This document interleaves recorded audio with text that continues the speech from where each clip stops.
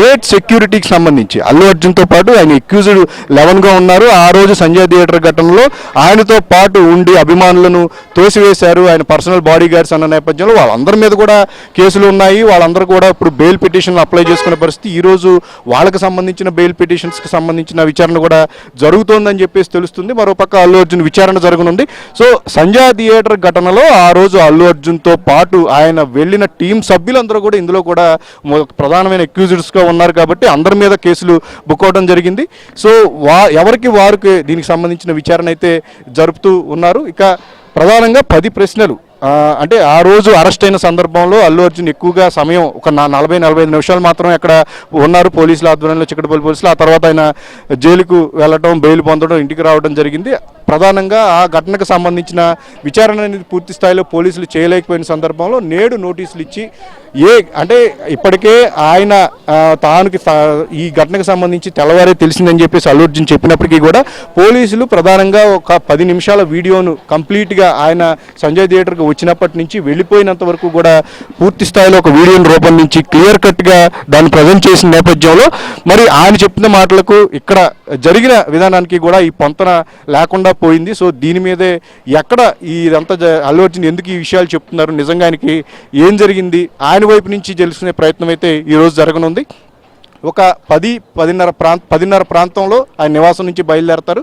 ఆయనతో పాటు legal team కూడా వెళ్తారు. ఇప్పటికే బన్నీ వాసు ఆయన సన్నిహితుడు, ఆయన కూడా ఈ నివాసానికి చేరుకోవడం జరిగింది. కొద్దిసేపటి క్రితం ఆయన మామ కూడా చేరుకోవడం జరిగింది. అల్లు అర్జున్ వెహికల్ కూడా ఇక్కడ సిద్ధం చేశారు. పోలీస్ సెక్యూరిటీ కూడా సిద్ధంగా ఉంది కాబట్టి ఆయన బయలుదేరిన వెంటనే ఆయనతో పాటు ఆయన ఈ పోలీసు వెహికల్స్ కూడా ఆయన వెంటే ఉండి ఎక్కడ ఎలాంటి ఇబ్బంది లేకుండా, ఒకవేళ పోలీసు స్టేషన్తో కాకుండా సీన్ ఆఫ్ ఎఫెన్స్కి సంబంధించి కూడా వెళ్లాల్సి ఉంటే కనుక ఎక్కడ ఎలాంటి ఇబ్బంది లేకుండా పూర్తి పోలీసుల పర్యవేక్షణలో కూడా ఈరోజు విచారణ అయితే జరగనున్నట్టు మనకు కనిపిస్తుంది.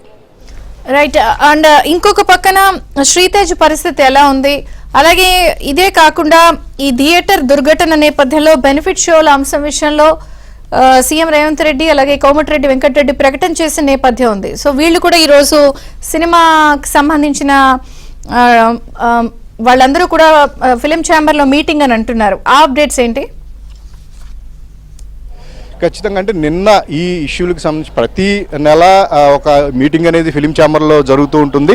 అయితే ఈ తాజా వివాదం మీద కూడా బెనిఫిట్ షోల అంశం అలాగే టికెట్ రేట్ల అంశం అనేది ప్రతిసారి చర్చకు వస్తుందని చెప్పేసి నిన్న ఎగ్జిబిటర్స్ ఎవరైతే ఉన్నారో ఏపీ తెలంగాణకు సంబంధించిన ఎగ్జిబిటర్స్ కూడా ఇదే విషయాన్ని ప్రస్తావించారు. సీఎం రేవంత్ నిర్ణయాన్ని తాము స్వాగతిస్తున్నామని చెప్పేసి వాళ్ళు చెప్పారు. నిర్మాతల దృష్టికి పదే ఛాంబర్ దృష్టికి కానీ నిర్మాతల దృష్టికి కానీ ఈ బెనిఫిట్ షోల అంశం అనేది వద్దు, బెనిఫిట్ షోలు అనేవి వద్దు, కరెక్ట్ కాదు, ఇది ఏమాత్రం మంచిది కాదు అని చెప్పేసి తాము చెప్తున్నామన్నారు. అలాగే టికెట్ రేట్ హైక్ అనేది కూడా సినిమా అందుబాటులో ఉండాలి ఏ ప్రేక్షకులకైనా సరే, ముఖ్యంగా పెద్ద సినిమాలు అనేవి టికెట్ రేట్లన్నీ అందుబాటులో ఉండి ఎక్కువ నెంబర్ ఆఫ్ థియేటర్లో వేస్తే అది అందుబాటులో ఉంటుంది, ఎక్కువ రెవెన్యూ కూడా వచ్చే అవకాశం ఉంటుందనే అంశాన్ని వాళ్ళు ఎగ్జిబిటర్స్ ఈ ఛాంబర్ దృష్టికి ప్రతిసారి తీసుకువెళ్తున్నామని చెప్పేసి అన్నారు. నిన్న కూడా అదే జరిగింది. ఇక ఈసారి జరిగే ఛాంబర్ మీటింగ్లో ఎక్కువగా ఈ అంశం అనేది వచ్చింది కాబట్టి అలాగే మంత్రి అలాగే సీఎం కూడా ఈ విషయం మీద బెనిఫిట్ షోలు ఉండవు, ఇక నుంచి ఉండకూడదు, మేము అధికారంలో ఉండగా అవకాశాలు ఉండదని చెప్పేసి విషయాన్ని కూడా ప్రస్తావించారు. కాబట్టి నిర్మాతలు కూడా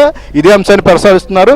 అర్ధరాత్రి షోలు కానీ బెనిఫిట్ షోలు కానీ మనం తగ్గితేనే బెటర్ అని చెప్పే అంశాన్ని నిర్మాతల వద్ద కూడా ఎక్కువ మంది వ్యక్తపరిచినట్టుగా తెలుస్తుంది. ఇక టికెట్ రేట్ల అంశం అనేది అది రకరకాలుగా ఉంటుంది. సినిమా బడ్జెట్ని బట్టి ఆ సినిమా కంటెంట్ని బట్టి మనం ప్రభుత్వం దృష్టికి తీసుకువెళ్ళి దానికి అనుగుణంగా తెచ్చుకుంటే మంచిది, అంతేగాని ప్రతి సినిమాకి వెళ్ళి ఈ టికెట్ రేట్ హైక్ తెచ్చుకోవడం అనేది కరెక్ట్ కాదనే అంశం కూడా నిర్మాతల వద్ద చర్చకు వచ్చింది. కాబట్టి ఫర్దర్గా ఇక తదుపరి జరిగే మీటింగులకు సంబంధించి కూడా ఈ రోజు కానీ ఆ తర్వాత జరిగే మీటింగులకు సంబంధించి కూడా వాటన్నిటిని చర్చించి FDC chairman Dil Raju America నుంచి వచ్చి ఉన్నారు. సో ఆయనతో చర్చించి ఫర్దర్గా ఆయన మంత్రి కోమటిరెడ్డితో ఈ విషయాలన్నింటినీ కూడా వాళ్ళందరూ కలిసి ఒక మీటింగ్లో కూడా ప్రస్తావించనున్నారని చెప్పేసి కూడా మనకి తెలుస్తోంది.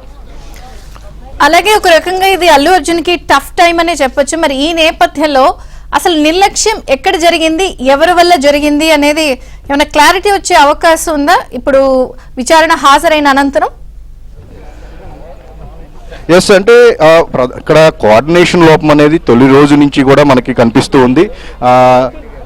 ఫస్ట్ నుంచి డే కూడా ఈ సంజయ్ థియేటర్ ఘటన అనుమతులు లేకపోయినప్పటికీ కూడా వాళ్ళు వెళ్ళారు, వెళ్ళి దీనికి సంబంధించి ఎంత కూడా జరిగిపోయింది, అనుమతులు లేవన్న విషయం అల్లు అర్జున్కి తెలియదా లేదంటే ఆయన టీం సభ్యులు చెప్పలేదా అని చెప్పి ఈ అంశం కూడా ప్రధానంగా చర్చకు వస్తున్న నేపథ్యంలో ఇదే విషయాన్ని అంటే అల్లు అర్జున్ తనకి నిజంగా తెలియదు, ఈ విషయం తెల్లారే తెలిసిందని చెప్పేసి చెప్తున్నారు. అంతకుముందు జరిగిన పరిణామాలు ఏంటి, కోఆర్డినేషన్ లోపం ఎక్కడ జరిగిందని చెప్పి, ఎటువైపు నుంచి జరిగిందని చెప్పేసి కూడా తెలుస్తుంది. ఇక అల్లు అర్జున్తో పాటు ఆయన టీం మెంబర్స్ కూడా ఆ రోజు వెళ్ళిన టీం మెంబర్స్ అందరి మీద కూడా ఈ కేసుకు సంబంధించి ఘటనకు సంబంధించి వాళ్ళందరూ కూడా ఎక్యూజ్డ్గా ఉన్నారు. ఎవరికి వాళ్ళే విచారణకు సంబంధించి న్యాయపరంగా చట్టపరంగా చర్యలు ఎదుర్కోవాల్సి ఉంది, వాళ్ళందరూ కూడా విచారణ ఎదుర్కోవాల్సి ఉంది. కాబట్టి సో ఈ అల్లు అర్జున్ వర్షన్ ఏంటి అనే దాని మీద కూడా ఈరోజు ప్రధానంగా పోలీసుల వైపు ఆయన నుంచి సమాధానాలు రాబట్టే ప్రయత్నం ఉంది. ఇప్పటివరకు కూడా ఆయన బెయిల్ మీద ఉన్నారు, విచారణకు సహకరిస్తానని చెప్పేసి చెప్పారు కాబట్టి నోటీసులు ఇచ్చి చెప్తూ ఉన్నారు. పూర్తి స్థాయిలో ఒక కన్ఫ్యూజన్ అనేది నెలకొంది, మనం చూస్తూనే ఉన్నాం.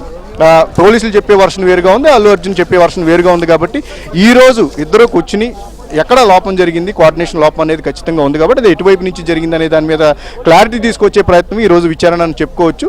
దీంతో పాటు ఆ రోజు ఘటనకు సంబంధించి పోలీసులు విడుదల చేసిన వీడియో ఆధారంగా కూడా తర్వాత ఆయన ప్రెస్ మీట్లో చెప్పిన విషయాలు అనేక విషయాలు కూడా ఆయన ప్రస్తావించారు కాబట్టి సో వాటి మీద కూడా ఈరోజు పోలీసులు క్లారిటీ తీసుకునే అవకాశం ఉంది. అంటే ఒక రకంగా చెప్పాలంటే కనుక బెయిల్ పొంది అల్లు అర్జున్ ఇంటికాడైతే ఉన్నారు కానీ చట్టపరంగా న్యాయపరంగా ఈ కేసు విచారణ ముందుకు సాగాలి అంటే ఖచ్చితంగా ఆయన పోలీసు విచారణకు సాగితేనే ఫర్దర్ అప్డేట్స్ అనేవి దీని మీద క్లారిటీ వచ్చే అవకాశం ఉంది. సో అదే ఈరోజు మనం జరుగుతుందని చెప్పేసి కూడా మనం ఆశించవచ్చు. Right Sujan, thank you. ఈరోజు ఉదయం అల్లు అర్జున్ చిక్కడపల్లి సిఐ పేరుతో ఇప్పటికే నోటీసులు అందిన నేపథ్యంలో ఆయన తన లీగల్ టీంతో విచారణకు హాజరవుతారని అంటున్నారు. ఏం జరుగుతుంది అనేది ఉత్కంఠగా ఉంది. అయితే చిక్కడపల్లి పోలీస్ స్టేషన్ దగ్గర మా ప్రతినిధి ప్రవీణ్ కూడా ఉన్నారు అప్డేట్స్ అందించడానికి. వివరాలు బ్రేక్ తర్వాత చూద్దాం, చూస్తూనే